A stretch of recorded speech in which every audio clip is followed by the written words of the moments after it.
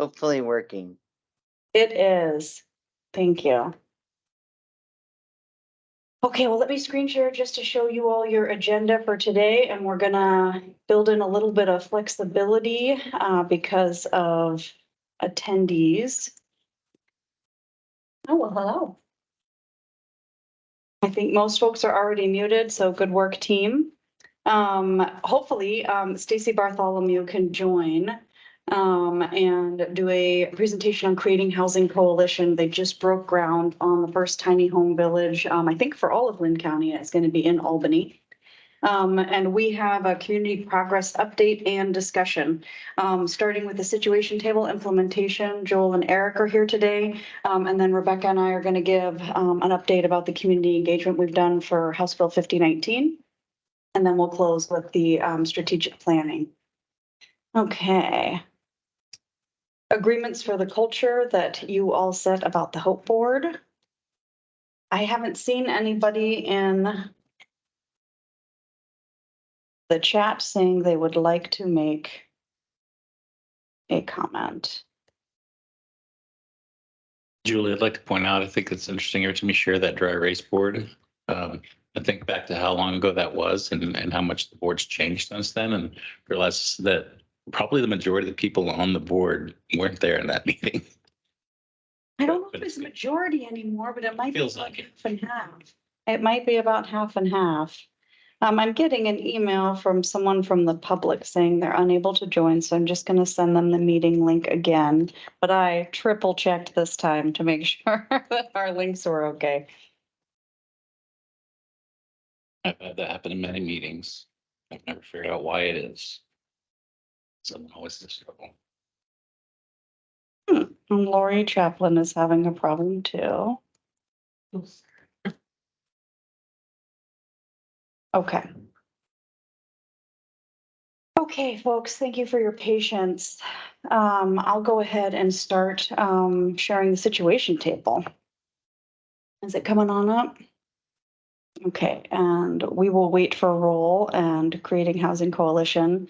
And Joel, I'll pass it off to you. And Eric, thank you for being here for questions. Great. So we're going to cover some questions and ultimately end with an update and next steps of where we are with the situation table. So we're going to talk about sort of why we're looking at the situation table, what it is, dive a little bit deeper into that with what the 4 filter approach is as part of the situation table, why we know it's successful. It's something that's proven elsewhere. How does it compare to other models? Sort of that update where we are now and what our next steps are. So next slide, please. Oops, sorry, Joel. So the process that we've gone through regarding the situation table, when the Hope Advisory Board first started, of course, we were charged with coming up with recommendations on how to address homelessness issues in our community countywide. And in all the ideas that were shared and discussed and voted on and so on and so forth, one of those was the situation table as a model of sort of developing a method of a more rapid response. So that is part of the recommendations of the Hope Advisory Board. Part of the process was we actually had a subcommittee because there were different models that are kind of similar. There's a situation table, there's FUSE, which is frequent user systems engagement. Did I get that right? Case conferencing, other things like that to sort of compare and contrast, see what works best, if more than one thing might work together, and then move forward from there. So this is part of our... Getting just a little bit of feedback. If folks can please mute when you join the meeting. Space button on. Okay, because sometimes I'll turn your mic on. Nope, I'm still muted. Thanks, folks. So this is part of the recommendations of the Hope Advisory Board is to move forward with the situation table. There's certainly something like it or perhaps multiple things like that. Next slide. So what is it? As you can see from the slide there, the situation table is a collaborative meeting where participants work together to reduce risk for individuals or families at an acutely elevated risk. So the key pieces there, it's collaborative. It's not one agency or 2 agencies. It's, as sort of the name implies, it's a table full of people that have something to offer regardless of what the situation is. And it's for folks that are at an acutely elevated risk. That's also sort of a key concept because it's not just about risk in general. You could argue that everyone's at risk at all times for something or other. Certainly homelessness is a risk factor, but it's an acutely elevated risk. What circumstances are there that this person is at a higher risk of coming to harm based on their situation that we want to address that. So the participants in the meetings include people from a variety of entities that work together as a team approach to solve these problems. So again, it's not just one agency. It's not just folks that have an access to homelessness or to medical issues or behavioral health. It's a wide variety of folks because acutely elevated risk typically means that it's people that have more than just one problem, if you will, that they're trying to address. It may not just be homelessness. It may also be substance abuse or mental illness, or maybe they're a veteran that's not connected with services or whatever it might be. We need a lot of people to bring that together as a team to figure out a solution. It uses a 4-filter approach to formulate a plan for a quick response. And this is something that we're going to talk about a little bit more, that it's tried and true. This isn't something that somebody here has invented, that it's a brand new thing that we're going to sort of be on the cutting edge of figuring out. It's very widely used and proven in a variety of communities as being successful in addressing risk for community members. Thankfully, we don't have to reinvent the wheel. Yes, that's always a good place to be. So a quick overview of what the 4-filter approach is, because this is part of the key concept of the situation table. The first filter is that initial contact. If it's a police officer or maybe somebody working in a shelter, whatever it might be, it's that initial contact that they say, you know what, this is unusual, this is different. It's not sort of the general, what we're here to do to help kind of thing. There's something else going on that this is more significant. I'm going to refer this to the situation table for their review. The second filter is the situation table itself. Whether we end up having a weekly meeting or a bi-weekly meeting, whatever makes the most sense. The situation is brought forward to the situation table. They're given anonymized information. So it may be, we have a 42-year-old male who is experiencing homelessness. He, reports that he was in the military and, just lost a job, whatever the situation may be, they sort of go over those highlights without providing any personal identifying information. And then at that stage, a situation table would come to a consensus on whether or not that meets the criteria for moving on in the process to coming up with a solution. If the consensus is, yes, this is somebody that's at an acutely elevated risk, that moves to filter 3. Filter 3, they give a little bit more information. His name is John Smith. His last known place that he was living is XYZ. Here's a little bit more details. So if there are people at the table that say, you know what, we're actually working with him with veteran services, or we've never heard of him, but we should be working with him on whatever it might be, they can have those discussions at the table to identify the people that should be involved in formulating a response. And filter 4 is that response. At the conclusion of the meeting, the people that have identified as, yes, I have a role to play in addressing risk for this individual, get together, formulate a response with the goal of going out within 24 to 48 hours and contacting that person where they are to implement that plan and try to get them engaged with services and try to reduce their risk. It may not necessarily just be a homeless thing. We know that it's difficult to materialize a home for somebody without a lot of process and procedure involved in that. But there are also other things that can be done to reduce their risk overall as we go through the longer processes to make sure that they're safe. Folks having a tough time joining and making sure to get everybody a link. No problem. I'll share an example, a recent example of why the situation table is important for our community. I've shared the hypothetical, somebody lost their job, homeless, whatever, without sharing any personal identifying information. And Eric can fill in some blanks because it was a core team response on this. We had an individual in our community, 67-year-old woman who has some behavioral health issues, some health issues, that was in an assisted living situation. And our core team, our crisis outreach response and engagement team, had interacted with her because of her behaviors on a few occasions and came to learn that she was in danger of being evicted. Had tried to work with some providers to find some solutions. They weren't able to develop a plan in a expeditious manner as they might have wanted to do. And then they were notified that the sheriff's office was going to evict her. It's a civil process. It's a judge's order that says this person's going to be evicted. It's not, if you feel like evicting them, evict them kind of thing. It's a court order. So the sheriff's office asked if the core team could be available based on the history with this individual. But the net result was that she was being evicted. Nobody was able to line up someplace for her to stay. She had medical issues that included needing assistance to walk. She had several medications that she needed to take to stay safe physically, but nowhere to go. The core team continued to scramble to find some solutions for her. Ended up taking her to the crisis center downtown as they were trying to, over the course of several hours, find a solution for her so that she would have some place safe to be, because it just leave her on the side of the road with, her belongings in a couple of bags and a walker just didn't seem like a wonderful idea.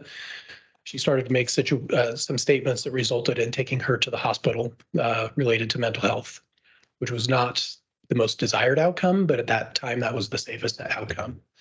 That was a week ago. My understanding is that she is still at the hospital and there's still no distinct resolution. Eric and I have talked about this and sort of concur that if the situation table was already in place, because we knew that this was a path for this lady, maybe we could have brought those resources together and come up with a solution before she was evicted, rather than sort of scrambling after she was evicted to try to figure out what to do. And this literally just happened last week. And Eric and I talked about it. And as the core team was telling us about it, as they were working through the problem, Officer Bryant contacted me and said, if you got any ideas, and Dana likewise, if you got any ideas, for both of us, our first thoughts were, this is kind of a really good example of how the situation table can help in these situations. So just thought I'd share that as a real world example that has happened right here in our community just this last week of how this could have been beneficial. I talked a little bit about that this has been successful elsewhere. This originated in Canada in 20-something teen. Don't remember off the top of my head. Many years ago. Yes. So it's been around for a while. The Chelsea, Massachusetts Police Department picked this up and implemented it in their community. One of our officers went to a training where they shared what they had done and was impressed by it, which is how we ended up talking about it here with the H.O.P.E Advisory Board. In terms of some data, because that's always a helpful perspective, in Toronto, they actually have several situation tables. They call it Focus. Because Toronto is obviously a much larger place than Corvallis, so it's broken out regionally in their city. Amongst the graphs and charts that we have here, a couple of things that really stand out. In the upper right-hand corner, it shows that 93% of the situations that they reviewed were connected to services. It's important to recognize that sometimes people will refuse services. It's going to happen. We may recognize the benefit, but ultimately it's up to the person. But in their particular instance, out of 479 situations that were reviewed in a year, 93% were connected to services, and overall 88% were evaluated having their risk lowered. Not necessarily eliminated. That can be a very lengthy process, but lowered. That's some pretty impressive results. Another thing that's worth pointing out on the pie charts on the bottom, it shows the originating sector versus the responding sector. The situation table is something where a first responder is very likely to encounter somebody that has an acutely elevated risk. Police officers are on duty 24/7. We get calls to all kinds of things. We don't always have the solution for the things we get called to. But as the data here shows, for Toronto, about 2/3 of the calls, the situations originated with law enforcement. They were brought to the table via law enforcement. but law enforcement was only involved in about 3% of the response because it's typically not necessarily a police issue. But that's the value of this collaborative effort, is the people that are out in the field can bring it to the folks that have the ability to hopefully reduce the people's risk that we're looking to help. Next slide. And there's a lot of information on this slide. I'm not going to read it all to everybody, but there's some takeaways to cover. And this sort of compares and contrasts the situation table to FUSE, the frequent user system engagement, and coordinated entry case conferencing. End of the day, words are hard. Some of the takeaways for the situation table, when you're looking at risk level, situation table, like I said, is about that acutely elevated risk. So that's really what we're looking to address, people that are at the highest risk at that time. There's no need or necessarily an end goal. Just joined, if you can please mute your mic. Yeah. Thank you. There's not necessarily a need or an end goal of permanent supportive housing. It could be part of it, but that's not necessarily, that's what we're working towards. There's no requirement that there's a disability or a behavioral health issue that may be present with some of the other models. Homelessness is not a requirement. Obviously, in our community, we anticipate that that's going to be a significant community contributing factor to that risk, but it's not a requirement. It could be somebody, like I said, that in the example from last week, somebody is in danger of becoming homeless. It could be somebody that maybe they have stable housing, but there are other things going on that place them in that situation.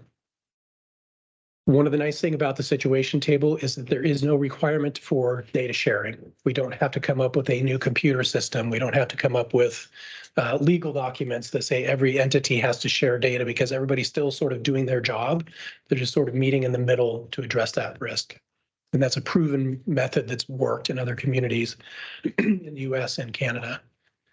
In terms of timeline for implementation, we kind of, in the course of evaluating and working towards a situation table, we've had 3 significant hurdles, if you will, to make it happen.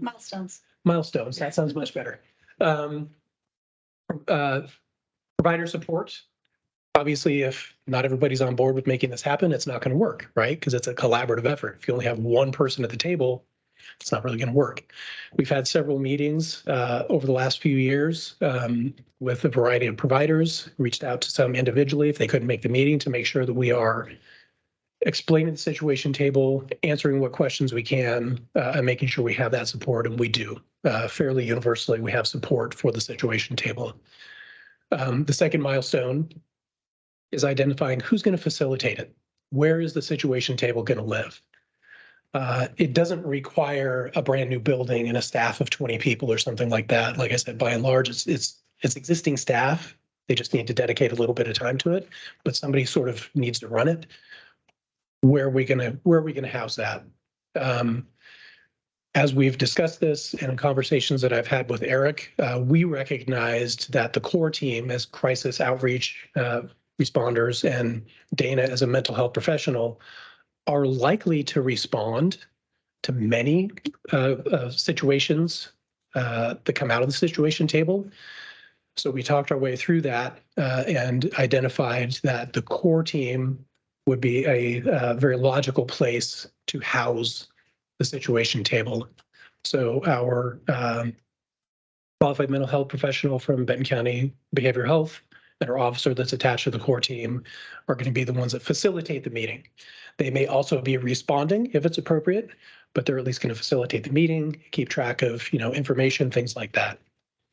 In terms of staff capacity, in other words, how much work is this going to be for the facilitators? Folks, if you could please mute yourself, that would be great. In speaking with the folks at Chelsea, they said if it's strictly the facilitator role, you're talking about 4 hours a week, because there's one meeting a week, the way they do it. And there's tracking some deep details and emails and coordinating, where are we going to meet this week kind of thing. If that person is also responding, it could be as much as 8 hours a week. And again, the reality from our perspective is the core team is likely to be responding anyway, and they would almost certainly be our representatives at the situation table. So it just makes the most sense to have them facilitate the meetings. So next slide. Yeah, just to make sure that's clear, the staff capacity 4 to 8 hours per week, it's for the core team folks, Yes, not for people participating in the table. They would not be expected to do Right. 4 to 8 hours. for participants at the situation table, it would be the meeting, maybe a few emails here and there. And then if they respond, obviously, whatever time that takes. But in the grand scheme of things, we're quite optimistic that the investment from our providers with that 1 hour a week and a little bit of follow-up here and there may actually save time in the long run because we're intervening when that person is at that risk level rather than sort of it getting worse or getting drug out and, becoming a much longer process. So That's what we heard from the Chelsea folks when they came out virtually to talk with us, is that for most providers around the table, it saved them having to make like 8 to 10 phone calls to try to help a person. yeah. So where are we now? As I said, we've already had multiple meetings with different providers to make sure that everybody understands it and questions have been answered, and we've gained support from the folks we anticipate will be at the situation table so we can move forward. We've identified sort of where it's going to live. It's going to live with the core team. And then the last milestone, or perhaps hurdle, is we need to get trained. It's not something we're going to watch a couple of YouTube videos and away we go. We need to make sure we're doing it right and it's being implemented properly so it's successful. Obviously, there's an expense involved in that. It's not something that anybody necessarily specifically is budgeted for. So in some conversations we've had with IHN CCO, I am very pleased to share that not only have they committed to that, but we're in the final stages of working through a contract to provide the funding for the training and implementation of the situation table. So Joel and Eric, thank you. thank you for that. So we are in a wonderful position to actually make this happen. And then the next slide. So our next steps from here, we are planning for that training to occur in the fall. We're looking at the first 2 weeks, likely the first week of October, to bring all of our partners together. We will fly out the folks from Massachusetts to have a 2-day training. That also includes all the materials, all the curriculum that's been developed by the folks that originated this program in Canada, follow-up conversations and assistance where we need it to make sure that we can get everybody on the same page, trained up, and get the ball rolling. So we're looking forward to that. If we, as we move forward, obviously we need to firm up some dates. Julie is helping us to do that with our providers to make sure that we're picking the best dates that we can get the most people to the training. But if there's somebody that we missed, or if somebody's interested that maybe hasn't been contacted yet, please reach out to me or Eric to make sure we're getting everybody there that we can get there. There's no cap of, you can only have 20 people at training.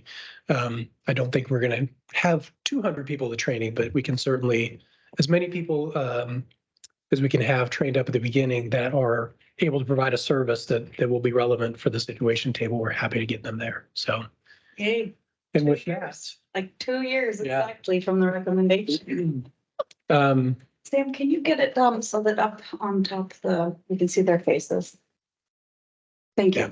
Sorry, Joel. I'm happy to answer any questions that I can answer. And if I can't, I'm happy to throw Eric under the bus and see if he can answer them.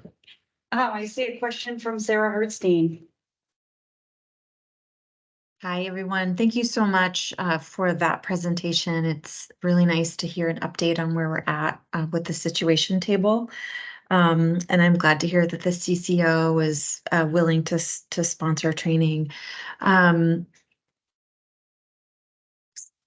Maybe a year ago, there was interest in the Fuse model in one of our neighboring counties. And I had heard that the CCO might be looking at rolling that out across the entire region. Do any of you have an update on whether that's still happening in one of our neighboring counties? If we've just decided to go with the situation table instead, any update on that would be great. I can do that. Sure. Yeah, Sarah, thanks for asking. Fuse is separate from the situation table. So the end goal for Fuse is permanent supported housing for the folks that need it. And IHN is still interested in rolling out the Fuse model in the Tri-County area. We just got an update from Melissa Zavorin, who I know can't be here tonight because she's visiting family, that Lynn County has picked where they are going to house it. Lincoln as well, but they're still rolling it out. And Benton so far has not picked the best place for the Fuse model to live or been able to find where like an employee could run the Fuse model.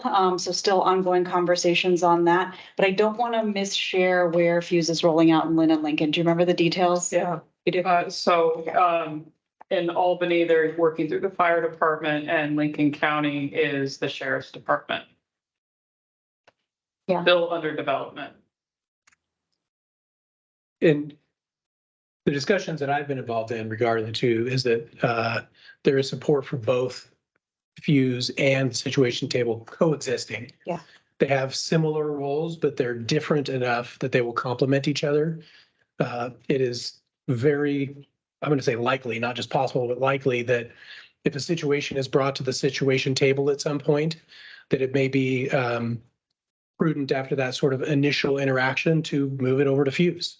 There may be something that somebody wants to bring the Fuse that, the best course is to bring a situation table. So they really complement each other well.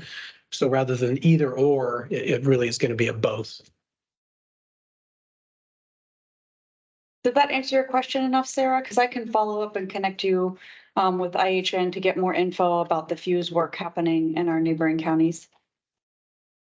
No, that's really helpful. I just hadn't heard that part of the update.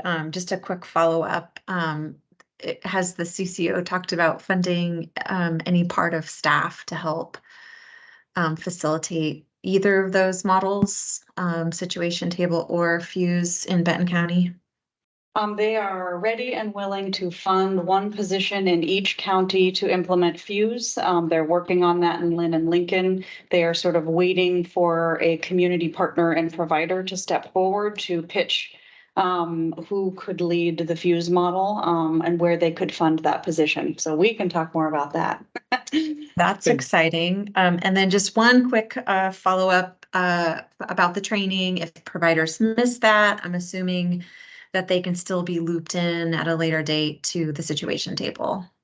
Yes, absolutely. And just to follow up on the funding question for the situation table, Corvallis Police Department and Benton County Behavioral Health just renewed our agreement for the core team, and we added that responsibility in there. So we don't have to go look for funding. It can be part of their job duties moving forward. So I guess ostensibly we could say that Benton County Behavioral Health and CPD are going to fund that.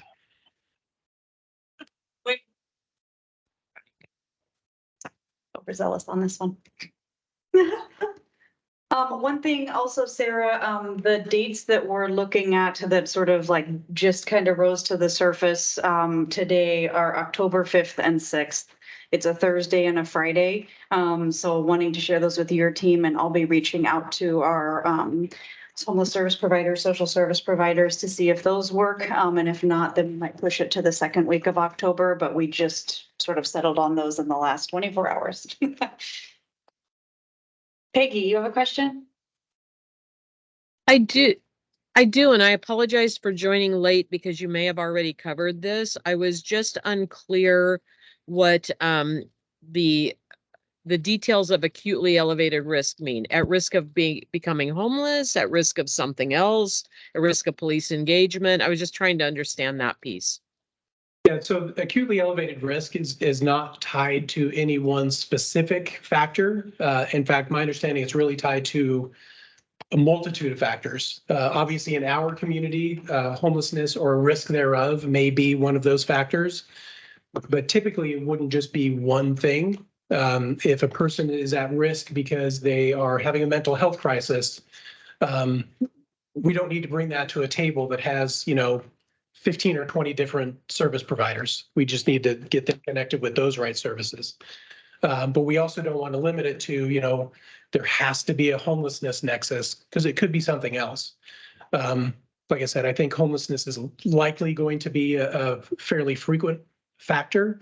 But it really is, the more things the person has going on, placing them at risk sort of elevates them to the priority for the acutely elevated risk. Does that help?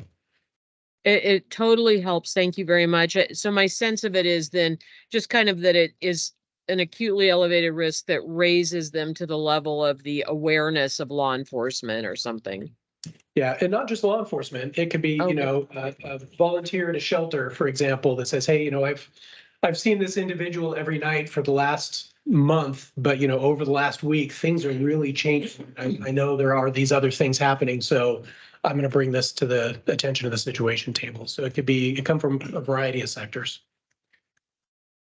Comment on that really quick is one thing about the situation table is it hits all of the social determinants of health, which then also help us, it improves people's lives. So the acutely elevated risk, you can take those things from the social determinants of health from a medical or behavioral health perspective and say, oh, they're not meeting these benchmarks of social determinants of health. And Eric, would you mind introducing yourself to folks who joined after we introduced you? Oh, sure. I'm Eric Boy. I'm the program manager for all things crisis in Benton County. Anything else you wanted to add to that? Sorry, Charles. Eric, did you want to add anything? Okay. That was it. Thank you. Yeah, Charles, go for it. I just want to add, I'm really excited about this program moving forward. When I was a property manager, I managed affordable housing nearly 4 years ago. And I was fortunate the entire time I only had to evict one person, but I think if something like this existed, it's possible that could have been avoided. It was one of my tenants was suffering mental health crisis, but wasn't getting help and, ended up causing a lot of problems for all the tenants. And as a property manager, you have to think of the whole, not the one. And it was the one thing I wish could have been avoided. And I think this kind of program could help a lot. And I'd like to see maybe once it's in place and functional, having ways to outreach to affordable housing property managers or even other property managers as a resource. They'd probably have to get like release waivers or whatever from tenants, but Right. to have the opportunity to be like, okay, we have somebody who's heading down the wrong path and face eviction, and there might be some other factors put in play here to hand off to a group that can reach out to that person and attempt to provide the right services to keep them housed. I think that'd be amazing. Yeah. And it'd be a bad idea to get a couple of the bigger property managers on the table itself. Yeah, I'd reach out to Dev Northwest. They own multiple properties in Corrales, and I think also, well, I guess it won't matter for other counties, but they also have properties in Lynn County as well. And that really is what we learn about in those 2 days. Peggy, what you were asking about, like what does acutely elevated risk mean? What are the factors? And along with the 2-day training with the trainers to go through different scenarios, it comes with a whole online suite of resources, forms to fill out, just guidance, technical assistance after the 2-day training as well that we get access to. I think it's for like 6 months or the first year that we roll it out. Any other questions from folks in the room? How about online? Any other questions? Okay. Well, Eric and Joel, thank you. I'm thrilled about this. And I know you need to exit. You're getting hearts and claps online too. All right. Oh, Catherine, do you have a question about this? Go for it. I do. Sorry, I couldn't find the raise hand button quickly. I just wanted to, I think I heard you right, Joel, when you said that 2/3 of the calls or the requests for assistance through this program and somewhere in there ended up with only 3% of that needing actually. So 2/3 of what's coming to the police department ended up only needing 3% actual law enforcement. Can you restate that to make sure I heard that right? Because that's a remarkable number. Yeah, so the data from Toronto is that about 2/3 of the situations that came to the situation table originated with law enforcement. So it's not 2/3 of their calls for service, but 2/3 of the cases that were reviewed at the situation table came from law enforcement. But in terms of the response out, after it went through the 4 filters and the team went out to engage the person, law enforcement was only involved about 3% of the time. So I think that kind of demonstrates that first responders often see these kinds of things, but they're not typically the ones that really can provide the best solution. And this is a mechanism to make that transition and that handoff to the folks that can hopefully get the job done. That's great. Are we tracking similar statistics or numbers so that we can report something similar to that as we move through this program and get some time behind us? Yes, there are tracking mechanisms. I don't know all the ins and outs, and I'm sure we can sort of tailor some of that to what we need. I'm assuming that a lot of it is going to be sort of higher level because different agencies are going to have different requirements about what they can share. But certainly, as I understand, a part of the situation table isn't just, okay, here's a plan, go out and do it.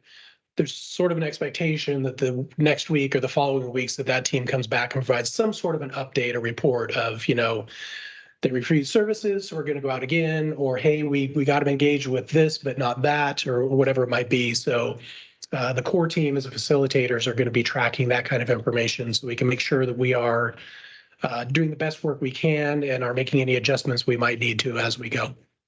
That's great. Well, thank you for all the hard work. I remember the first presentations on this. They were a while back, but it's great to be at this point, and we owe a lot of the success to your bringing this to the table in the first place. So thank you. Thank you. All right. Well, Eric, if you need to step out, we're going to move on with the rest of the agenda. Thank you for having me. Oh, yeah, Thanks, Eric. for being here. Instead of hopping right over to accepting of your notes from last time, we have Stacy Bartholomew here, and so I'd love to hear her share, and then go ahead and take roll and do the minutes. Does that work for you, Charles, Nancy, other folks? Okay. Thank you. Hi, Stacy. Are you able to introduce yourself? How's your audio? I hope it's good. Can you hear me? I sure can. I'm going to share just one beautiful visual that I saw from your email that just went out to all of your fantastic supporters. Sorry, don't get dizzy and sick. This is the groundbreaking. Yay. Thank Go you. for it. That's lovely. Thank you very much for this time. My name is Stacy Bartholomew. I'm president Creating Housing Coalition. And as you saw, that's our groundbreaking that we had June 10th.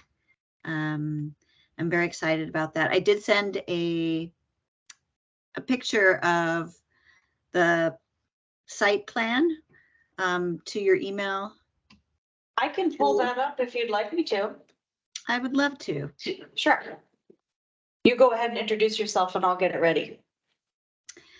So I've been working on this project for the past 6 years.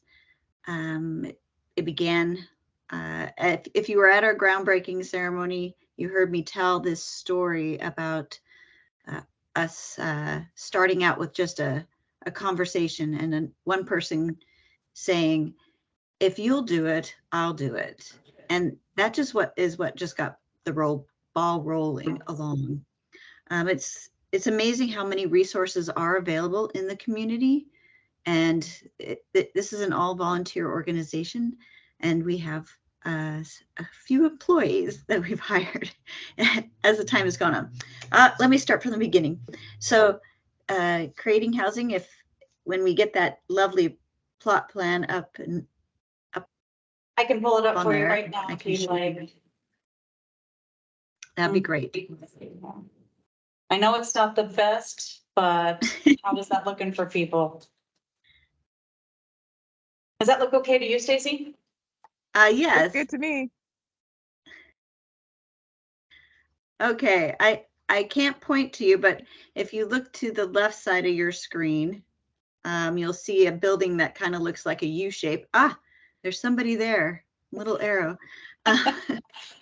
Yes, that moving cursor, that person, that little U-shaped building is actually going to be a 1,200 square foot community residence center for the folks there. At the north corner is a little office right here in that building, in the U-shaped building. The top side is north, the bottom side is south. So we'll have a little tiny office where people can meet one-on-one with either somebody in the residence or meet with a provider. There's a laundry room on the south side of that building and a big open meeting space and a kitchen.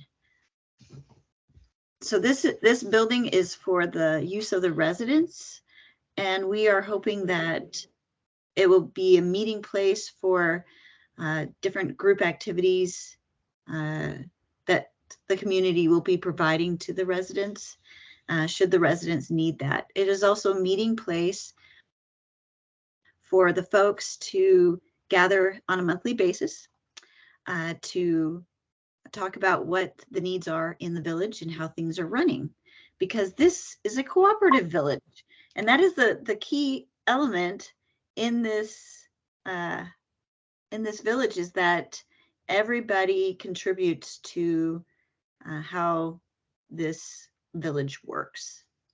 And so on a monthly basis, they meet and make decisions and assist one another.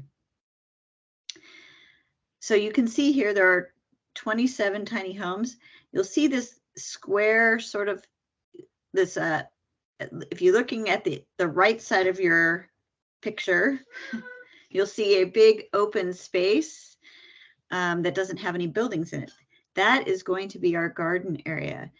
The reason it is left blank and it's going to be developed in that way is because fire regulations only allowed us to build back so far into the property because they need to have the fire engines reach all the way back to the buildings right here at the back. 8 of these, we've received funding from various sources, and 8 of these units are being reserved for persons with severe and persistent mental illness. And we've worked with Linn County Mental Health as a referral agency and provider of the case management with regards to those folks. We look forward to that collaboration and continuing to be a resource in the community.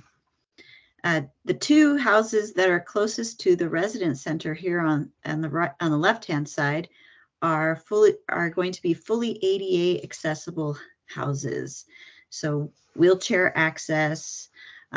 These are the only houses that have both a front and a back porch, so that a person who's in a wheelchair, in case of a fire or other emergency, can exit quickly from the residence, say if it was at night.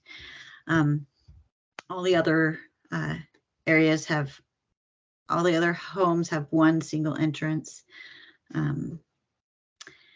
one doorway.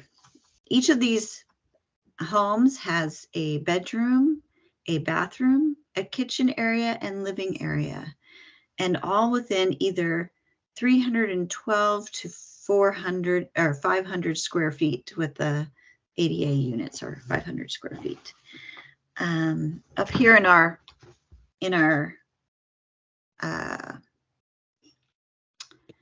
parking lot area, we'll have access to electric vehicle charging units. If in the future we have to provide that that option for the future. We also have a bike parking area covered that's next to our trash area. Yeah. So instead of taking up room in the parking lot with more cars, we took it up with more bicycle storage.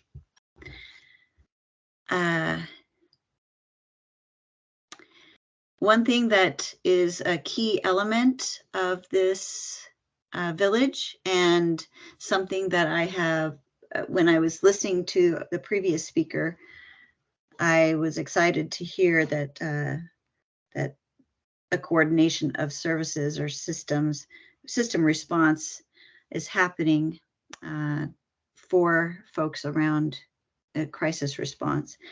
That is exciting because in our village, we have a person, our peer support specialist, who has already been working in an outreach capacity to the unhoused community.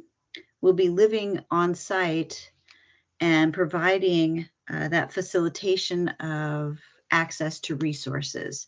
Her name is Heather Denherter, and we've been very pleased to have been working with her for the past year and a half in our outreach capacity in our program called COAT, or Community Outreach Assistance Team. Some of you may know about it, but we have outreach that goes out 4 days a week, part days to access areas around Albany and the nearby community to attend to folks and find folks that need resources. We are looking forward to having this completed so that all of the people who keep calling will have some place to actually maybe call their future home. That would be very exciting. We are not taking applications at this time because I have to tell you, that residence, I started with the residence center because that is the first building that is being built. And we have just laid the forms to pour the concrete for that building. So we are at that stage, and that's going to be our first building built. And that way we can meet and continue to engage with folks in the community. I would love to answer any questions that you may have because I know I have an answer. Thank you, Stacy. I really appreciate that. Catherine, I see your hand up. Is it from before or is it a new question? It is from before. Thank you. Okay. Carol.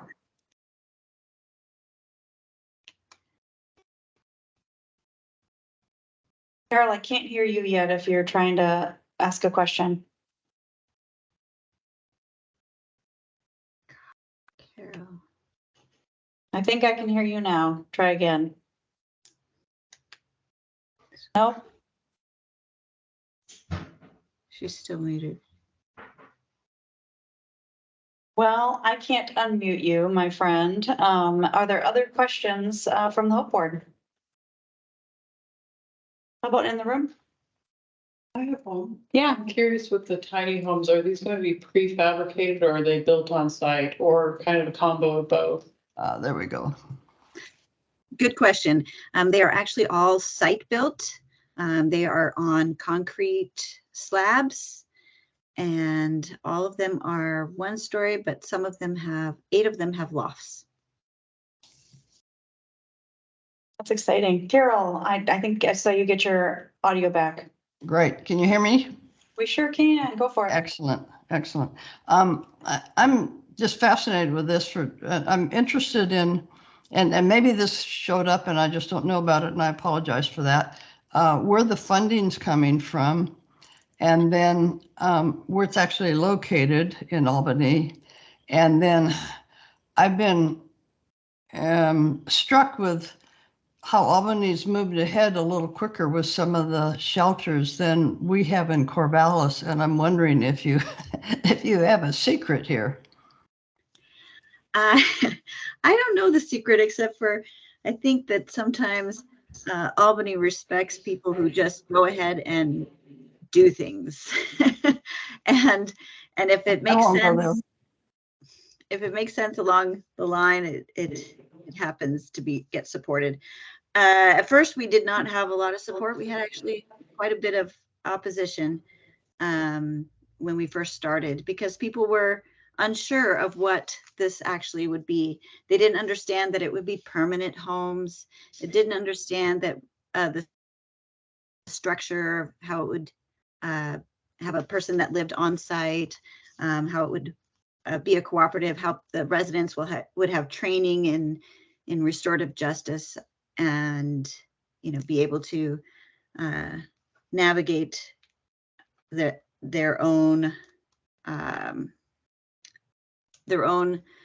way in the community, because that was such an important element, and it helps to build accountability and dignity within folks. And it's one of the things that is most important about changing folks from a unhoused to a housed situation is that they have enough supports, what we call peer supports, in place that helps them to make that transition. Most of the folks that we'll be seeing in here will be older. A lot of the folks that we have seen on our outreach efforts have been persons who've had physical disabilities, and many of them we've been able to help get into housing as we have been waiting for our building to be built. To answer the question about funding, we have had funding from a number of sources. We have funding from the federal government. We have funding from the state through Oregon Health Authority, through the homelessness fund, H.P.E 5611. We've had CDBG funds. We've had a lot of fundraising funds. And Stacy, There's been a support. oh, sorry to cut Yes. you off. I thought you were pausing. I know this didn't happen overnight. How long ago did you start trying to work on this, and how many years is this in the making? Well, when I started, I shared that we had started this 6 years ago in 2017. It was an idea that happened. And the first time that we got the community involved is in 2018, when we had Dan Bryant from Eugene Village come and make a presentation, and people from Corvallis and Albany attended this meeting in Albany. And there were 65 people. We expected, maybe a dozen or so. And because we just put it out there and people very much responded. So we knew we were headed in the right direction. Thank you. There's another question in the chat, but did you have more you wanted to share to answer Carol's question? I hope I answered all of her questions. If I did not, please remind me. No, you answered them. Thank you. Except, where it's located. You did that part. Oh, that's right. 241 Waverly Drive, southeast in Albany. So if you were, it's between Pacific Highway and Salem Road on Waverly. Right. And so it is extremely close to grocery stores like Winco, and just across the street and around the corner from Lynn County Mental Health, and also about 3 blocks away from Fred Meyer's and 7 blocks away from Samaritan Geary Street Clinic. Was that previously owned land by a private person, or how did you get the land? Yes, it was previously owned private. There was a home on it that was extremely run down, a tarp on the roof, and broken down. And so he had wanted to put apartments on there, and that had 7 years prior to our acquiring it, that had been voted down by the community. And so when he decided, oh, you might as well get rid of it, and we found him and negotiated and asked him to wait and said, we are very, very interested, but please wait until we finish our environmental review, which was required for our funding. Thank you. Thank you. Thanks, Stacy. A question from Bria. Can you hear me? We sure Yes. can. Go for it. Okay, cool. Sorry, I'm on my phone and I have headphones on. Did you send that blueprint to everyone, or did you just send it to Julie? Just to Julie. I can share it with the board, and I'll include it as part of the meeting packet too, if that's okay with you, Stacy. Yes, it's a preliminary. It hasn't. Yes, it's a preliminary design. I just think that looks really good. So I was just like, oh, I kind of want to see that. Also, I just saw Peggy and Roberto drink at the same time, very in sync, and I thought that was funny. Did you have any other questions for Stacy, Bria? No, I'm just trying to figure out how to put the hand down on my phone. That's okay. Questions in the room, Charles? Not a question, just wanted to add that I just decided to Google that address, and Google Street View is kind of neat because it does show a picture of future home of Hub City Village, Nice. the banner on the fence. So it's kind of neat. Nice. A lot of times you Google an address and it's an old picture and it doesn't mean anything, but this one actually shows a good idea of the size. So I encourage everybody to That's Google. great. Thank you.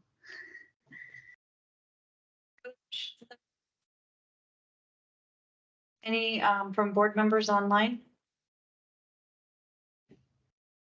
Well, Stacy, exceptional job. I can't really imagine what a heavy lift the past 6 years have been. But once this one is complete and you've caught your breath, can we talk about you doing this in Benton County? Well, we're already getting calls from Lebanon, so I hope to do. The Mayor Johnson really wants us to have 3 of these villages here in Albany, and we are, anxiously looking for more places to try again. So thank you. Thank you for your time. Thanks, Stacy. And I don't know if you have access to the chat, but there's lots of folks congratulating you in the chat and thanking you for your time. I wanted to make sure you got to see that. Thank you. Okay, it's 5 o'clock. Can we take a 4-minute stretch and bathroom break before we get into roll call and meeting minutes? Okay, thank you, folks. We'll see you back here at 5:06. Okay, folks, we're gonna reconvene. It's 5:06. And I'll go ahead and screen share to share an agenda. And I do apologize. I don't know what's going on with the Teams links. They're confirmed across the board. So I'm going to generate a whole new Teams link for the agenda and the calendar invite and send out a new one again. Because they're the same thing. And like 10 people had a real tough time joining today. So I do apologize about that. Okay, folks. If it's any consolation, Julie, I didn't have any problem whatsoever. Well, it's sort of like half of the folks did and half didn't. I don't know what's going on with Teams, so I'm gonna generate a new link and maybe that'll help next month. So Peggy, real quick, are you actually using Teams or is it the web-based Teams? I'm actually using Teams. I wonder if that's the difference. And the web-based one sometimes has issues rather than downloading the app. well, all right. We have already heard from Joel and Eric about the situation table. We just heard from Stacy about creating housing coalition. So we'll do roll call and approve your May minutes. And then Rebecca and I will dive into a community engagement update. And a final. I'm sorry, Julie, I have Yeah. one very small change to the minutes. Oh, And thank it probably only matters to her, but Dina's name is actually spelled D-I-N-A. Thank you for catching that. Paula, can you note that and we will update that? With that change, is there a motion from someone on the board to approve your May meeting minutes? Yes, with that change, I would move that we approve those meeting minutes. Thanks, Peggy. Is there a second? Second. Thank you, Bria. We'll go ahead and call roll. Please abstain if you were not at the May meeting. Catherine. Approved. Carol. Abstain. Alice is excused. Ricardo. Approve. I didn't catch that, Ricardo. Approve. Thank you so much. Brian. Okay, Cade. Approve. Anita. Approved. Joel. Approved. Aaron can't be here tonight and neither can Ari. Barbara. Approved. Melissa is excused tonight. Bria. Approved. Cindy is sick. She just messaged me very recently. Charles. Approved. Peggy. Approved. Andrea is on a family vacation. Sad news, folks, Chanel is no longer able to participate with the Hope Board. And yeah, that is too bad. So I'll be reaching out to her to talk to her about any reasons she can share, or anyone else she'd like to recommend to be on the board. Nancy? Approved. Thank you. Perfect. You have 9 approves. Your minutes passed. Okay. Okay, close your eyes if you get motion sick, because I'm gonna just breeze through these really quickly. I apologize. Okay, so Rebecca and I and our fearless grant researcher writer Libby Losky-Winter make up the county's staff side, our coordinated homeless response office. And for the past month, we've been working really hard on something that we didn't plan to work on this summer, but some allocation funding came to us from the state. And so we're going to go over what is this funding, and it's part of our community progress update, and it comes from House Bill 5019. Back in January, when the governor allocated certain funds under an emergency declaration, it did not include the rural Oregon continuum of care, the 26 counties that we're a part of. Obviously, they wanted to make sure to remedy that and allocate some funds for the 26 rural counties. And so that's House Bill 5019. The balance of state, the rural Oregon continuum of care. And so we scrambled in a 28-day timeframe to do extensive community engagement with local planning groups to talk about how do we come up with a local plan for this $1.4 million. And that's what we've spent the last month on. So Rebecca, can I pass it to you to talk about some of the logistics of this? Yeah, thank you for covering sort of that history of back in January, because OHCS was very intentional in engaging the local communities to understand what the representation was either at a county level or at a regional level for implementing House Bill 5019 at the balance of state level and then at the community level. So as far as our engagement, we worked with CSC, and we actually met with the multi-agency committee that was formed in Lynn County as a response to the executive order and declaration of emergency. So we met with the representatives there and with Lincoln County, which they are House Bill 4123 community as well, to understand how they were going to respond to OHCS's request to identify who would be leading this process, if at a regional or at a local level. And so after that discussion, the 3 counties decided on keeping it at a county level, and for Benton County, we would use the structure of House Bill 4123, the coordinated office and the different components of that, which we presented at previous meetings with y'all, as a structure to develop the community plan and support our community in implementing that community plan. And the reason we're sharing that, other communities are doing what works for them. So like Lincoln, it's coming out of their housing authority because they're doing a lot of coordination there. In different communities, it's really, you know, what kind of coordinating staff do they have locally? And that's why it's varying by county. Yeah, thank you. And even with the implementation of House Bill 4123, it's looked different in different communities based on the type of service provider infrastructure and the different relationships with each of the partners. So as Julie was saying, yeah, Libby and I and Julie have been having quite a heavy lift this last month. It's been exciting. We've had a lot of momentum and a lot of conversations moving forward, but we certainly want to acknowledge the load that was also put on our service providers and how responsive they were to come out and engage us in this work. So speaking of that, is part of the House Bill 5019 structure was that communities were guided to form a local planning group that would have close engagement with culturally specific and responsive organizations.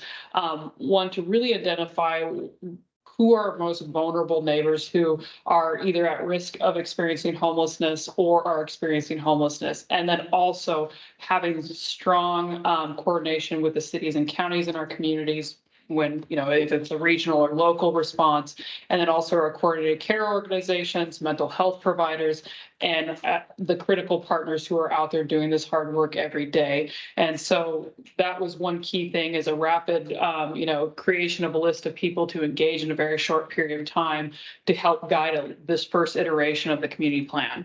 And these plans would identify specific strategies that we would be implementing in our community to address the specific barriers within different vulnerable populations we identified. And so as part of House Bill 5019, which the next slide will cover, but mainly both as an allocation of a certain amount of funds, there was also an allocation of goals based on the overarching goal that the state established for the balance of state, which is rehouse 450 people and create 100 new shelter beds, or at least reactivate shelter beds that had been formally in operation, and do all this by June 30th, 2025. Benton County's goal, as assigned by the state, was rehousing 33 people. And so, speaking of the allocations of funding, the OHCS developed a formula-based allocation to 26 counties with approximately 19.5 million of the 26.1 million that they allocated to the balance of state. And they develop these formulas based on key factors for communities. So they consider the number of people experiencing homelessness, the rate of unsheltered homelessness, the number of students experiencing homelessness, and also the number of severe rent burden households with income below 35,000. We won that one. No, I'm kidding. It's not a thing you want to win. And then the number of people in poverty. And so actually some of the listening sessions that OHCS hosted with the local communities really pushed for them to consider a various degree of factors for this formula base because of the unique circumstances in different communities, and also the capacity for certain communities during their PIT counts and other factors that could skew the data that showed their need. And so this part of the formula base was a creation of getting engagement from the local communities as well. And so Benton County will receive approximately 1.4 million, and with the goal of rehousing 33 people. So with the remaining amount of the 26 million, OHCS also allocated approximately 6.6 million to be shared amongst the 26 counties at a competitive basis for adding shelter beds. And this is a competitive RFP funding process. And the factors that they are guided us originally as far as demonstrating the need or basically the eligibility of being able to qualify for these fundings was based on the readiness. And so this was, adding those shelter beds by June 25th, 2025. Also, the operations need to demonstrate the ability to provide services at a very low barrier and implement that into their operational plan. Also a key factor. Sorry. The key factor was support. So, not just, the willingness of the community and acknowledging the need, but also things such as land use compatibility, funding, locations. And so very rapid response. Obviously, we've had, projects in the works for a while. And so understanding how we might be able to fill gaps of existing projects where we might just need some of those funds to fill gaps to keep projects moving forward. So speaking of the timeline that Julie referred to as far as the fast pace we've been operating. So June 30th, we actually sent out the invitation to our community for people and organizations that could really guide this community plan. We also distributed a survey to collect qualitative data to be able to supplement the quantitative data that we gathered from both provided by OHCS and from our service partners. On July 12th, we hosted our first local planning group meeting, which I want to extend both on behalf of the coordinating office, but personally, the level of response we've received in such a short period of time to come out for an hour and a half and really help us move this project along. Can I pause there Yeah. for a minute? This local planning group, it was powerful. It was. We had folks from state OHCS, we had county commissioners, city, CSC, department heads from behavioral health, community development, shelter providers, developers, permanent supported housing, culturally specific providers, who dropped everything in the span of like 5 days to make it to these 2 meetings. I got goosebumps during this meeting of just like folks coming together, the amount of people who want to do more to help more people in every different sector in this community. It was powerful to see and to be a part of, and we did it so quickly. We live in a great community. Yeah, sorry to cut you off. No, absolutely. And I appreciate you having us pause.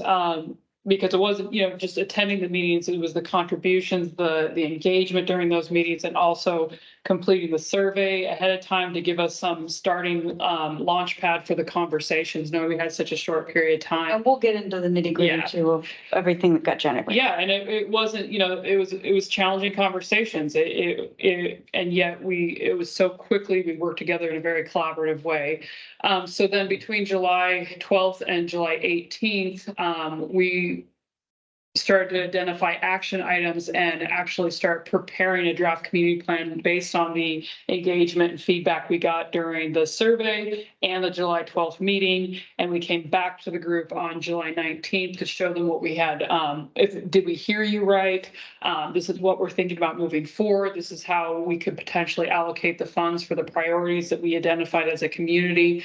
And that equally, it just, movies at such a fast pace. We've got great feedback from the community during that.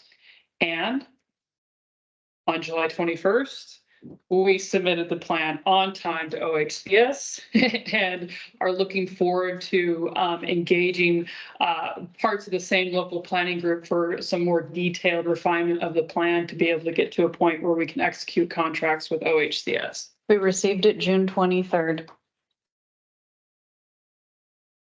Wait, what? We received it June 23rd. Oh, yeah. Like, So and less then than a month. Yeah. July 21st. Wow. It gives me anxiety, just like. Yes, up to here for the last month. It was hard. So equity is a huge focus of what OHCS wants to drive. Governor Kotek wants to drive in that direction. And part of that was, what are our 3 subpopulations that are most at risk of or falling into homelessness and also experiencing the greatest amount of barriers of getting out of homelessness?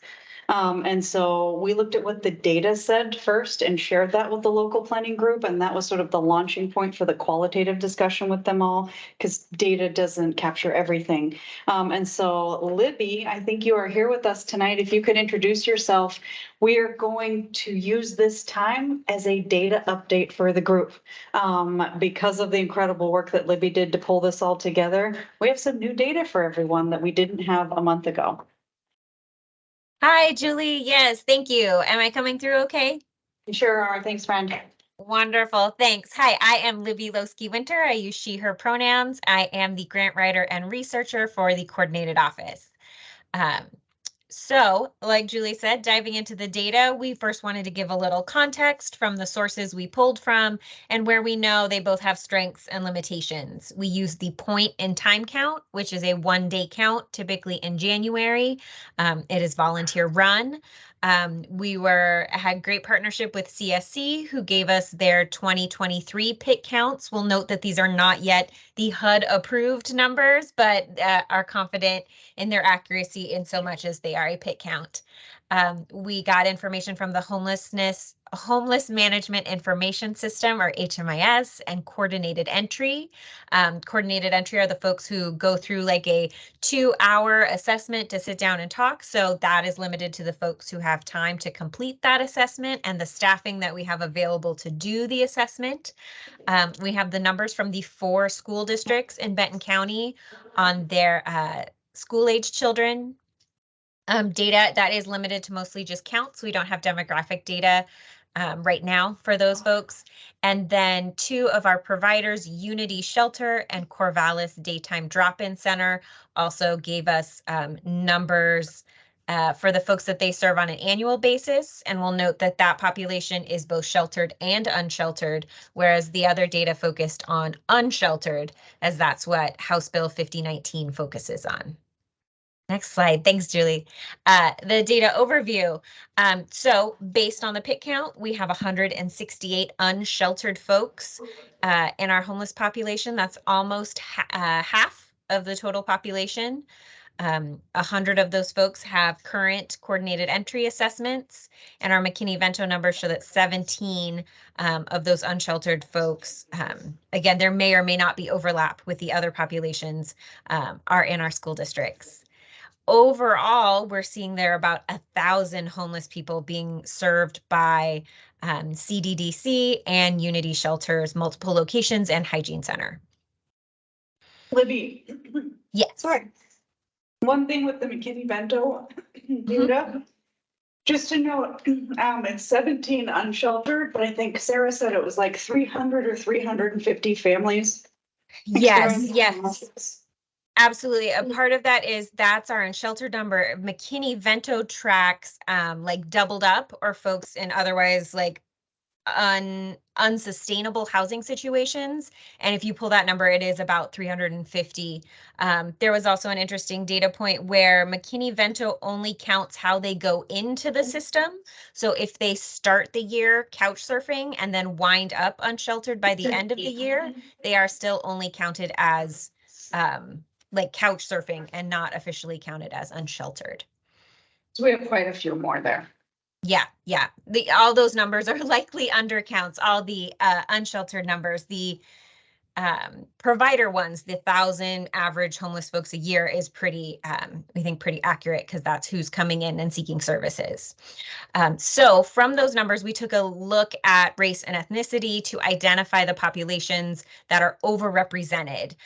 So you can see from the lines there, both our African-American Black community is severely overrepresented, both in unsheltered and overall homelessness, being only 1.4 of the county population, but as high as 8% of who our providers are seeing. Same with Native American, Alaska Native or Indigenous folks, only 0.7 of the Benton County population, but as high as 13% for the guests we're seeing. Our Hispanic and Latino community is one of note. They're not necessarily overrepresented, but they are about 1/10 of the population, which is significant.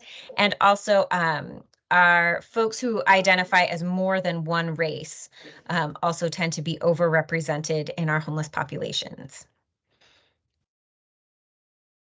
And then in addition to looking at race and ethnicity, we looked at contributing factors for homelessness, things that are typically indicative or tend to go along with or overrepresented in our homeless folks.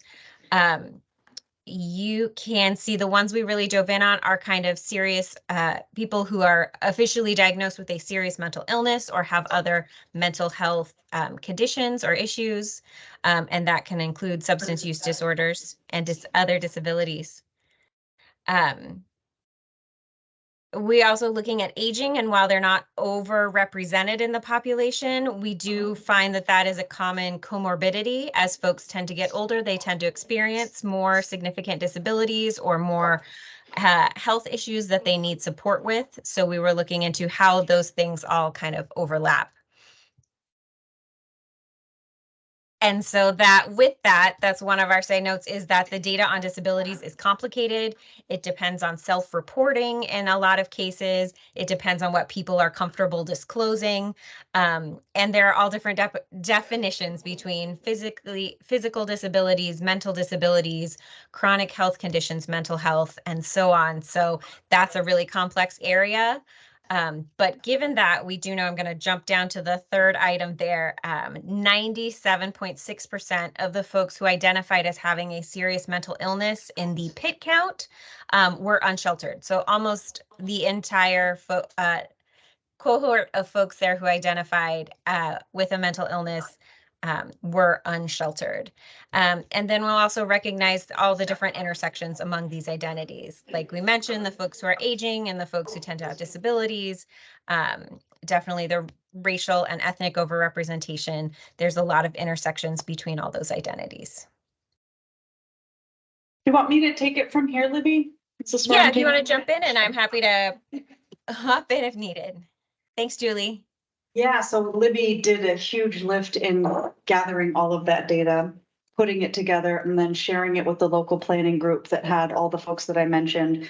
And so then we asked them, like, okay, the data says one thing, but from what you're seeing, who is most likely to be experiencing unsheltered homelessness and what factors are contributing? And then what are the barriers keeping them from finding a place to live? And are there specific barriers for specific populations that we need to call out that are really keeping folks from finding housing? So the overrepresented groups that came out of the qualitative discussion after we talked about the data are service providers who are culturally specific and not culturally specific, but shelters for anybody are seeing that Black and Native American communities are experiencing homelessness more often than not and facing the highest barriers. And we'll get into that. We also heard families with children, and our data really isn't capturing them. They are flying below the radar for a variety of reasons that our service providers shared. And then a group of folks with high and complex needs. So they don't fall into sort of one area of service need. Mental wellness is an issue, substance use, they have physical needs, and they may be aging. That's being seen across the board in our community from different providers. Then this last one, we didn't limit it to 3 because this last group of folks really, our service providers are seeing it. People who have high needs and need help, but don't qualify for a specific program to get the help they need. And so our service providers, like their hands are tied. Obviously this person needs help, but they don't qualify for this rental assistance program. And so we made sure to keep that and capture that. So some of the specific barriers that we saw for our 2 communities who are overrepresented in the data by race, specific barriers, really our providers are seeing that conviction histories, specifically felonies, are the barrier that is keeping folks from accessing shelter and transitional housing, felony convictions, and then the stigma and accessing help for our communities of color, and culturally specific outreach and connection and trust in the messenger. That's something that our service providers shared, particularly for our Black community. Then they have great ideas about how do we address these barriers. Let's build organizational capacity to do housing and sheltering for culturally specific organizations. How do we have partnership and training between agencies and staff training for our culturally specific organizations? And then do some strategic planning with those culturally specific orgs to move towards housing supports. So we know we can't prioritize an individual for housing based on race, but we can do is invest in addressing the barriers that are causing this overrepresented group to not be able to get into housing. For families with children, and Catherine, thank you for your input at the local planning group on this specific group of folks to really name the barriers. People are afraid of losing their children, fear of government and systems, and then in addition to that, finding a location to live, a house that fits a large family is really hard. And so we need that kind of advocacy and engagement and relationship building with landlords for specific units that fit a larger family. And then the cost of a larger unit, obviously it's a big barrier. And so our partners had great ideas about addressing those barriers, coordinating between partners to navigate housing for families, the understanding and the awareness that we have families experiencing homelessness, even if our data isn't reflecting it. And then funding for larger units, so higher levels of rent assistance for larger families. So folks with the high and complex needs, that there's lots of barriers, right? But the ones that we heard from our local planning group as having culturally responsive staff who have high levels of training for assessing needs. And then beyond that, being able to connect the person with the right level of care, whether it's substance use disorder, residential treatment, mental health treatment, group housing. And then having capacity in any of those places is also a barrier if there's no opening with the right level of care. So addressing those barriers is obviously complex and huge. The staff capacity, cultural responsiveness, training, and then capacity at the locations. People who don't qualify but need help. Eligibility requirements were the hugest barrier. You've got folks who have physical or mental wellness needs without meeting the severely permanently mentally ill threshold, or not rising to the level of activities of daily living, being so impaired. They might need nursing home type care, but they don't qualify for various reasons. And so we heard loud and clear from our community, we need flexible funding for needs outside of program eligibility. And we need care coordination across programs to connect people with any program where they might be eligible. So that coordination across multiple providers to help someone with all of their needs. Another factor that we really heard come out of the group, but that doesn't sort of fall under a specific population, was prevention support. And it does fall under this sort of people who have high needs but don't qualify for a helping program. Help can't be given because they don't qualify yet, but they're going to become unhoused if they don't get help. And so having flexible funding just to help people where they are. One specific example we heard from Casa Latinos Unidos was that they have families who are borrowing from other family members, so they avoid having to get the eviction notice, and then they go to try to get rental assistance, but because they don't have the eviction notice in hand, they don't qualify, but they still owe money to people. And so being able to have the funding to get around barriers like that. And if I may just touch on that. Yeah. One thing that I took away from our community identifying this and really prioritizing this topic is that while we are engaging OHCS in this 2-year community plan, we are invested in long-term solutions in our community beyond meeting a simple metric of 33 individuals, right? We want to make sure that what we're building now with this community plan is also making sure we're preventing other people from becoming homelessness. And so I think it's a great opportunity to have that feedback to OHCS too, and work with them as far as what types of things are we implementing now that can be sustained well beyond the first 2 years that we have this funding for. Yeah. Before I go into the funding award, I'll stop screen sharing to see if there's any questions about what came out of that local planning group. Peggy, you were there. Catherine, you were there. Did I miss anything vital that you think we should share with the group? No, I think you did a fabulous job, and I just wanted to reiterate how amazing that it was that you all threw all of this work up and stood it up and did it in such a very short period of time. I think they might have lost hours as well. I just don't understand what's happening here. Hold on. I am turning on my mic for just a sec. Peggy, we lost our audio in the room and I'm not sure why. Give us a minute.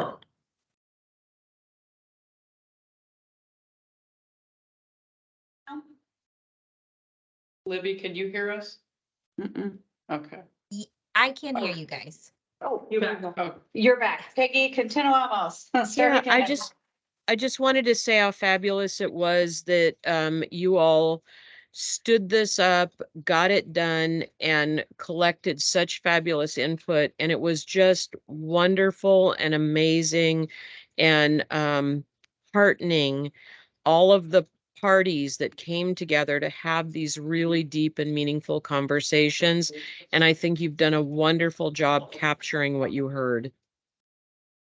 Thanks, Peg. Okay, I will move. Oh, Carol, you have a question? All of this is wonderful, but the bottom line is where's this housing going to be? We don't have any land. We don't have any homes. That's a barrier. I hear you loud and clear, and I don't have a good answer for you. I mean, I just feel like I've been on this merry-go-round before, and we talk about all the issues and the number of people and how hard it is, and whether I'm talking to Donna Love or I'm at a H.O.P.E meeting, the bottom line is there's no place for people to go. So it's kind of, in a way, it feels irrelevant. So how do you get past that piece? I mean, you can, this is a great plan, but if there's no land and nobody's, building anything, then Well, I'm gonna contradict you a bit there because Corvallis has about 400 units in the pipeline for affordable I housing. know that, but there's a number of people beyond the unhoused people, because those homes are not dedicated to unhoused people. Those are affordable homes for people who are looking to come back to Corvallis, as well as people who are here. So out of those 400, and even the ones in the pipeline, the only one that's being built is out at Green, whatever, I'll pass the co-op. So there are not enough houses. I mean, that's, the pent-up demand is huge. You're right about that. There's 100 units in Southwest Corvallis that Commonwealth is doing, and the 45 units of permanent supported housing behind 3rd Street Commons. But Peggy, But the Commonwealth housing is affordable housing. It's not geared to unhoused people particularly. It's affordable housing to those people, because we've been talking to Commonwealth, and I mean, I can't tell you how many conversations I've had about this. And it's just the need for homes is probably, 10 times more than what we have. Yeah. And I'm not saying, oh, this isn't great work, but I always get stuck with, okay, there's just not the places. And there's going to be huge competition for Commonwealth and for all of those places. Carol, I just want to say about that, this plan, first of all, that conversation is happening in each county that CSC serves. So Lynn, Benton, and Lincoln are all having these conversations. Many people bringing up the point that you have brought up. And I'll just say, frankly, my bigger concern is just being able to maintain any of the shelter beds that we're losing with the extreme loss of funding that's going away as the COVID funds go away. Yeah, that's great, but that doesn't really answer. I mean, sure, but that's still not addressing the need we have here. But we all get it. There's no point in beating it. Yeah. I want to say I completely agree with you about the need and land issues, but I am excited by it's actually slightly over 400 units at this point. It's the most affordable housing development Corvallis has probably ever seen. But the cities, we're fully aware that there's a lack of land for developing additional housing, which is why we're really focusing on tax exemptions for housing development in mixed use zones, so we can build up. We have a lot of areas mixed use zones that have single level businesses, and we really want to encourage housing above those businesses and to build up, and that's going to address some more of that housing need. It's not, there's no one solution, but we're trying to look at every possible option. But even the tiny village, that's a waste of land to do tiny homes when you could be doing larger apartments. But no interest in larger apartments. Tiny homes everybody just loves so much, but they're not. It's not a good use of land, and it doesn't house that many people. Carol, that's just your opinion, and there's multiple different opinions out there, so I think we could probably. Oh, no, you're telling me somebody disagrees with me? Oh, be still. Well, and also, Carol, what we've heard from some service providers is there are folks who need their own space. Sharing a wall or having someone live above them or underneath them is horrific. It triggers PTSD. They need space. They need air around them. It needs to be their own place. And so, Stacy, I applaud you for adding units for the folks who need that type of living situation, because adding more units should be applauded wherever it's happening. Okay, I rest my case. Thanks, Carol. Okay, we're gonna move on. We have about 20 minutes. Yeah, just real quick.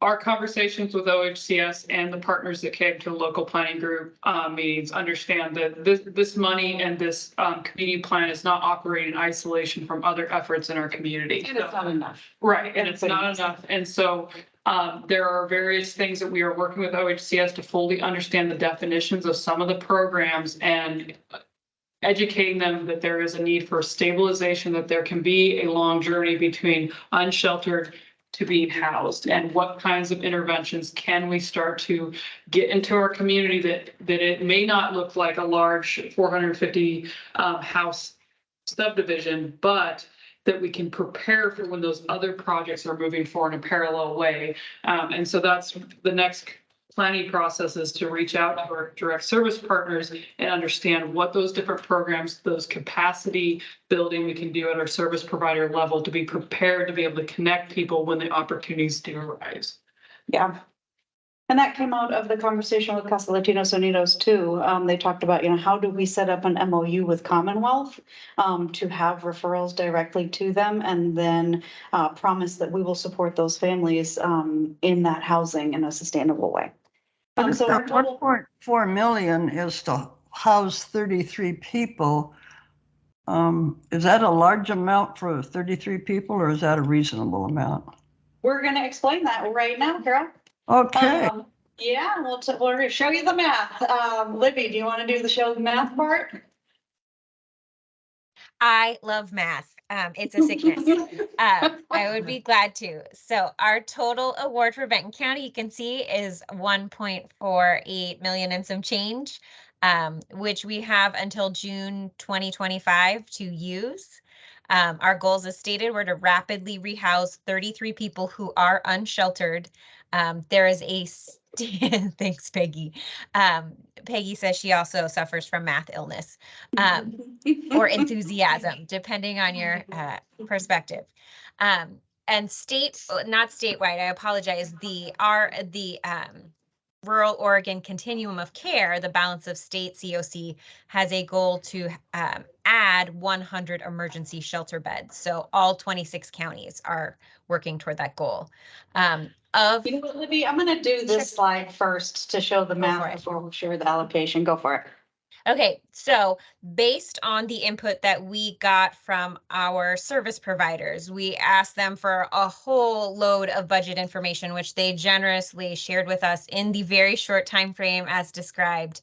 And based on those calculations, we saw an upper end of about $15,000 per person per year for rapid rehousing, for both the housing and the supportive services or case management, those additional supports that help keep people stably housed, not just put a roof over their head. So based on that number, based on that 15,000 times 33 people for the 2 years, we came to almost $1 million there. So we are putting the majority of our 1.4 million into this rapid rehousing bucket. We were allocated about 200,000 by OHCS for administration, to actually run the grant, cut the checks, do all the reporting that will be required, which is a heavy lift. We have HMIS, again, keeping that data collected, consistent, of high quality. So that's part of what that money goes toward. And the remainder was split evenly between street outreach and emergency shelter. So you can see here we had about 58,000 that wasn't quite categorized. We're still figuring out where that's going. But based on the calculations on the previous slide that Julie shared, these are the buckets that we are putting our funding in for right now. We do have the ability to reallocate or be flexible as needed, but based on our understanding at this time and the great feedback from our providers, city, county, that is what we've decided. Sarah, I saw your question about administration. I can go dig that up and drop it into the chat because it's more than just like a 2-sentence answer, but that is a great question. Questions about that? So that's consumed us for a month. There has been a bit of a development since these slides were created. The 58,000 of the not yet categorized has been included in the rapid rehousing funding. So we've assigned that to that portion. And then the remainder amount, we didn't just arbitrarily say, okay, how much do we have left and let's just put into street outreach or emergency shelter. We understood, as Libby said, is that we can move these monies around different buckets, but we want to understand what the other funding landscapes are. Also, we've put in with Libby's help and Unity Shelter also coming to the table, have put in an application to the competitive process for the 6.6 million. But we're going for that. Yeah, so we're going for that. But also we talked to kind of go back to, what Carol was talking about as far as, well, what does it really mean to rapidly rehouse, and is this enough money? We identified with OHCS that if we are not awarded through the competitive process, we wanted to make sure that there was at least a placeholder in the emergency shelter category, because that is a key component of the continuum of getting people unsheltered into housing. And so wanting to make sure that we didn't exclude ourselves from being able to use funding for emergency shelter, we wanted to at least make sure there's a placeholder in there in the case we could add funding to that based on our community need. Thank you for that. Can I Other just questions? add, that's a common approach. We did that in Lynn County too, and I'm pretty sure Lincoln County did it because it's so up in the air about the shelter funding. Yeah. Other questions from folks who haven't asked any questions yet tonight? Carol, I see you have a hand up, but I want to make sure if there's other board members who have a question that they have space to ask it. Question. Yeah, Nancy. When it comes to the 33 people, what if you rehouse 10 people and next year later, like 5 of them have unhoused? I mean, how is that calculated? That's to be determined with OHCS. I think with the contracts, we're going to understand more about what the eligibility requirements are to be deemed part of the 33. Okay. There's also information we just gathered at the last local planning group is that they're working on a rental assistance program, a long-term rental assistance program that would become available to the individuals that were rehoused under these programs.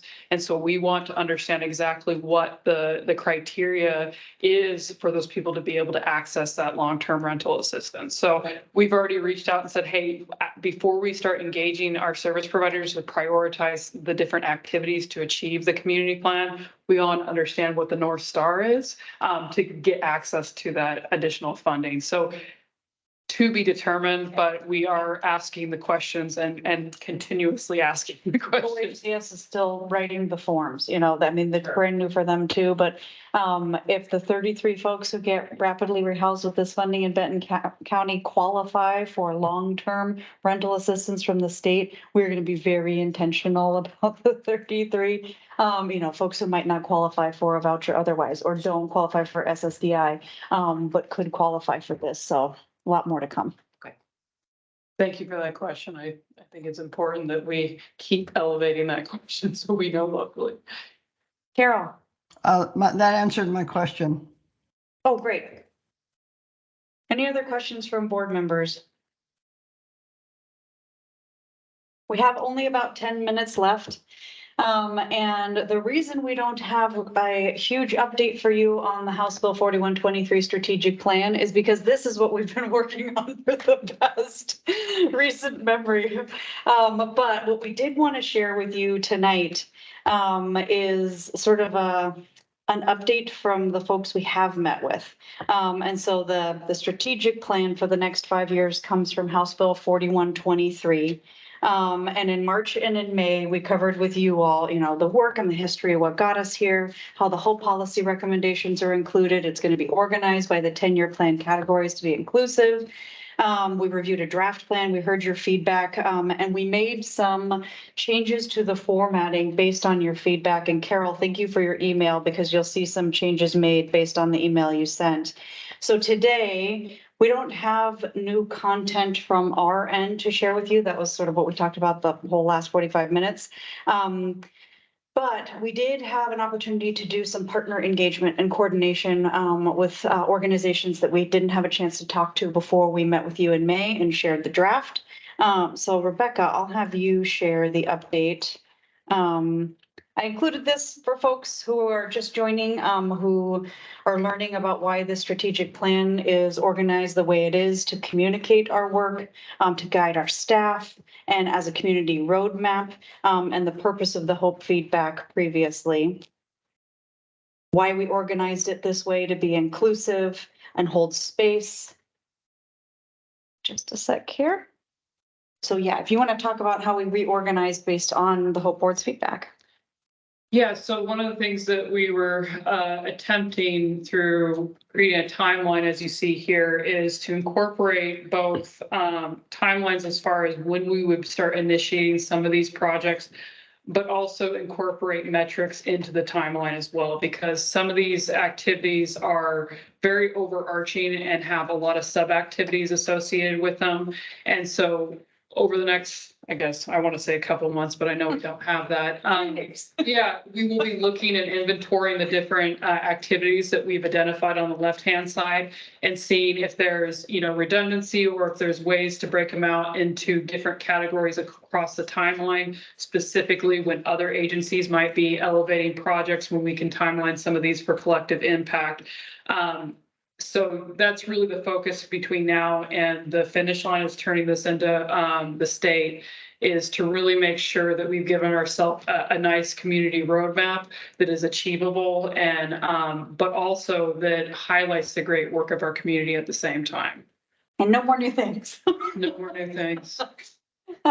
So in May, when we sent this out to you, we had already met with IHN CCO, Intercommunity Health Network Coordinated Care Organization.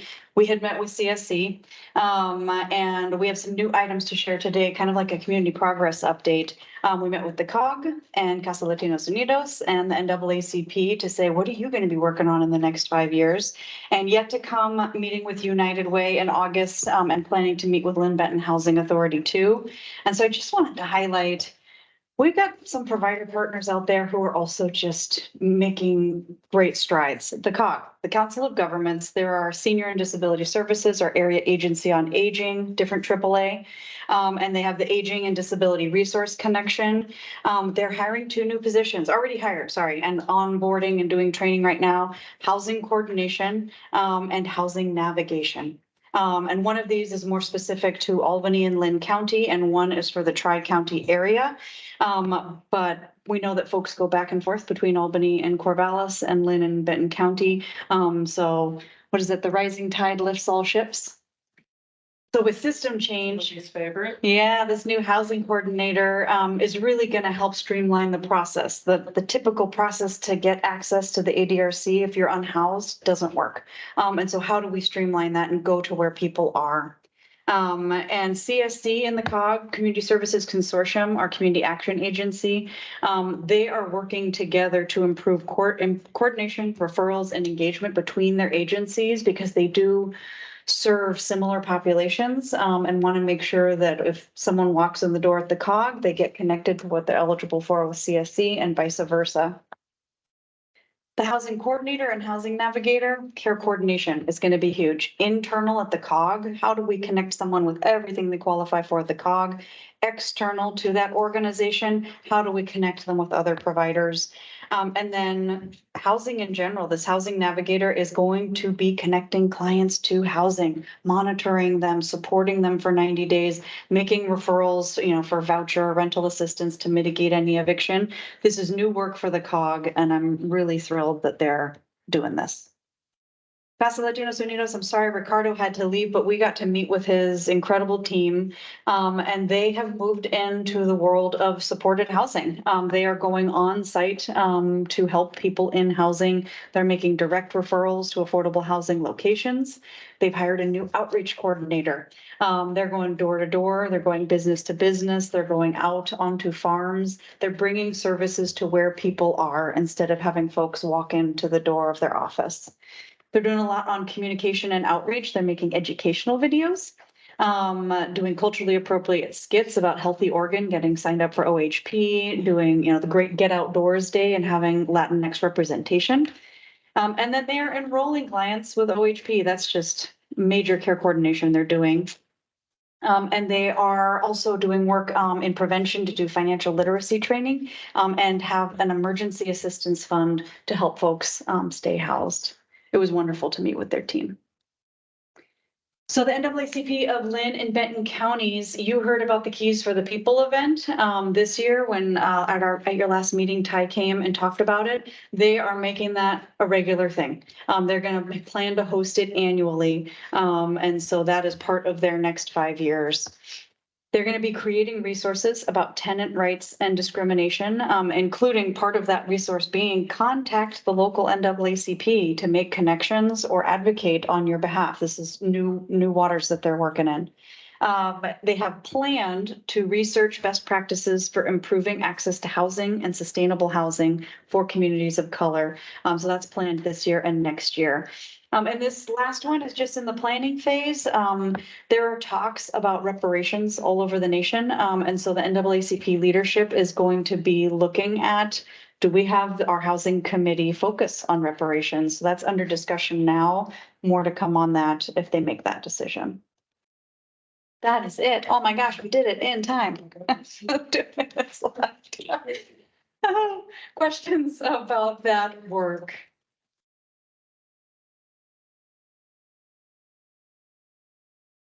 Other thoughts or questions about today? Yeah, thumbs up, thanks.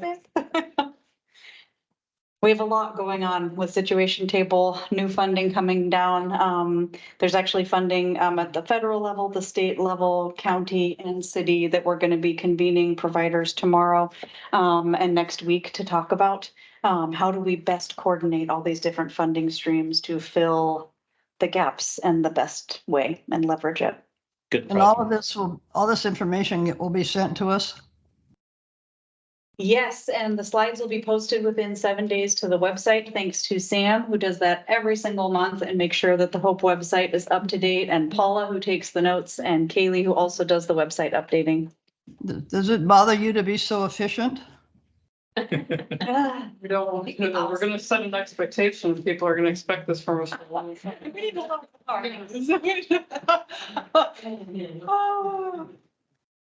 Thank you. Thanks, everyone in the chat. Any closing remarks from our co-chair, Catherine?